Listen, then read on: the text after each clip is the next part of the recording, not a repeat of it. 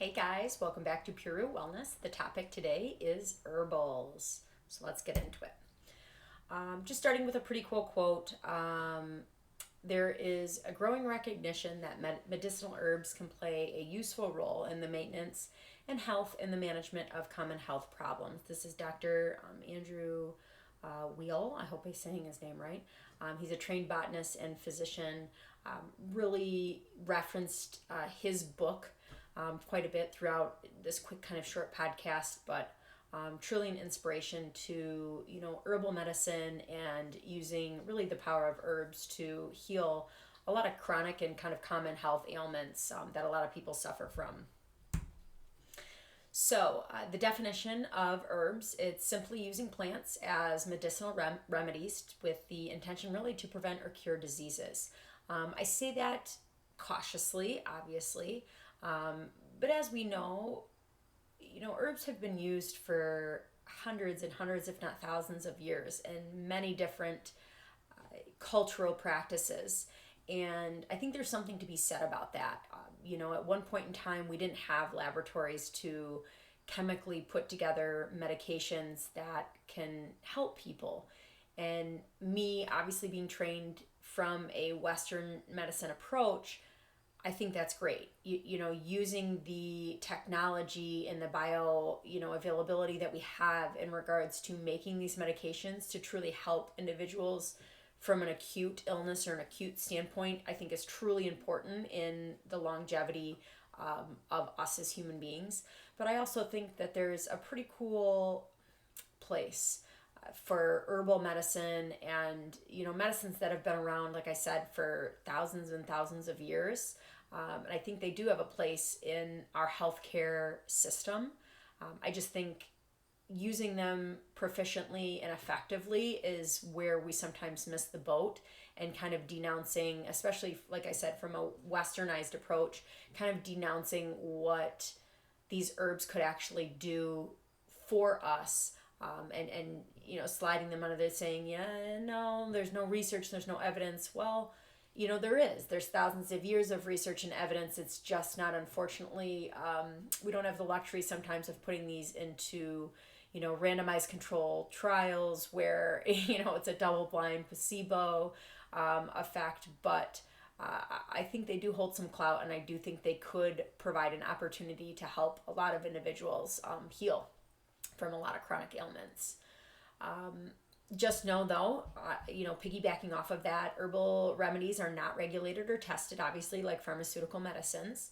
It is still considered a type of dietary supplement. If you listen back on the dietary supplement podcast, I kind of talk about, regulatory bodies and entities that kind of oversee supplements and kind of herbal products, and kind of the process, how they come about, how they need to be labeled as dietary supplements and such. So you can go ahead and take a look at that. I won't get further into that just because we already just kind of did a podcast on that. But with all that being said, you really need to use caution when using. Herbals can interact with other medications. They can be toxic at high doses. Again, this is another reason to use herbal remedies under a naturopathic doctor, a functional medicine doctor, someone who's profoundly educated in, herbal medicine. But I just want to point out, talking about Western pharmaceuticals, they also have the ability to meet the above criteria: interactions with other medications, toxicity at high doses. These are all things that can go either way, right? So I think it's very important to know that both sides can have kind of the same issues, and when used appropriately and under the guidance of someone who is profoundly educated within herbal medicine or Western pharmaceutical medicine, things can go actually very well from a health ailment standpoint. So how do you identify a quality product? It's kind of states the obvious, but don't buy into the marketing. If it sounds too good to be true, stay away. It probably actually is. Don't get pulled into the stories of success and confuse this with a quality product. The stories don't correlate into actual researched product. Again, the randomized controlled trials and things like that. There are people who certain remedies, herbal remedies, work very well for. certain health ailments that can be subsided or actually, taken away just by supplementing them from, an herbal standpoint. So just kind of knowing the difference that, yes, you may read some people who have profound success stories, but don't confuse that with a magical cure. Look for the certified labels, the USP verified, the consumer lab approved, and verify kind of testing and purity of the product. Again, doing your homework or having somebody who enjoys looking at this to do the homework for you, I think is very important. Kind of a blanket statement, but pregnancy and breastfeeding, generally not the time to incorporate a lot of herbals or herbal medicine into, adding it as a dietary supplement. I think this group in particular need to be very, very, very careful on some of the products they use, if not maybe, honing back a little bit and saying now's the time maybe to step away from some of the herbals, just because there isn't a lot of research in this area, and the safety factor of being pregnant and breastfeeding and what gets passed on to baby, sometimes is the unknown. So being safe is the right thing to do, is kind of backing away, and using a lot of herbal remedies or medicinal properties while you're breastfeeding or pregnant. Herbs can obviously be potent. Consumers need to be careful and use caution when mixing herbs on their own.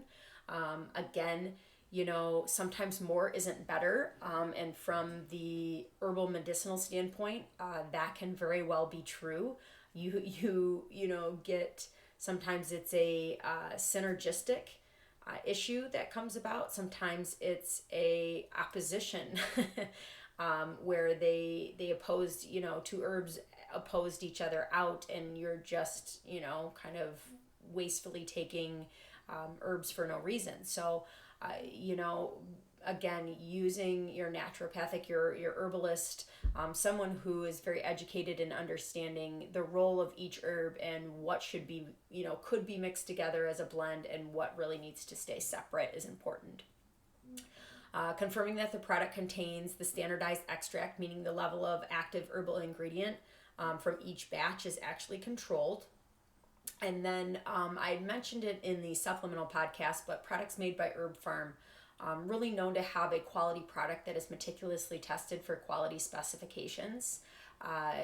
Super important, again, knowing the product you're getting, from the manufacturer, and what kind of testing and rigorous processes do they have in place, where the product that you're getting is actually the product that you should be getting in the right dosage and the right form. So ways to use herbs. You can infuse herbs. This is more of a tea preparation. Just in hot water, you soak the plant parts. Decoction, which is a longer tea preparation. This is kind of a simmering process. You can put herbs in a syrup kind of, entity. Plant parts are added to sugar, honey, and water. You can powderize them or pulverize them, typically by mortar and pestle, but there's other ways to take the dried plant parts and really kind of grind them up into a powder consistency. You have your tinctures, which are basically the essential plant parts dissolved into water or an alcohol solution. Typically, these are very potent, very extracted and condensed down parts of the plant. So again, this would be kind of an area where more is not going to be better. They're very concentrated kind of aspects of a way to get herbs ingested. Essence is an essential plant fragrance that can be added to alcohol. Ointments are plant parts that are added to like oily substances, olive oil, petroleum jelly, lard, beeswax. And then poultice is basically just fresh dried plant parts applied to the skin with moist heat. And here's just some references. Like I said, the Guide to Medicinal Herbs is a good majority of where I got some of my information from. But really looking at the herbal remedies, looking at having somebody really help you and guide you if you are kind of, novice to what herbs can do and what form you should be taking them in and what kind of interactions can occur, I think is truly important and would only benefit you in the long run, and having somebody help you kind of throughout the process of deciding what herbal remedies would be beneficial for you, just given kind of your own specific health ailments. So I hope this was helpful. Leave any comments below, questions, comments, concerns, suggestions. I hope you all are doing well and be well. Talk to you soon.